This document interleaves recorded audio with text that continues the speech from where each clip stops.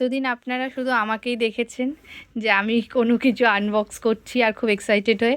আজকে আমার বরকে দেখুন, সে খুব এক্সাইটেড, তার কারণ সে তার একটা পছন্দের জিনিস অর্ডার দিয়েছে, সে এইটা নিয়ে খুব এক্সাইটেড। তো কি আছে এর মধ্যে দেখাচ্ছি, দেখতে থাকুন। এক্সাইটমেন্টটা একটু দেখুন আপনারা, কি খুশি।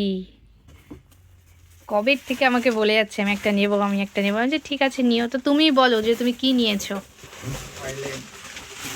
আরেকবার বলো ভালো করে। খুশি? তাহলে বাজিয়ে কবে শোনাবে? কি খুশি, একবার একটু দেখুন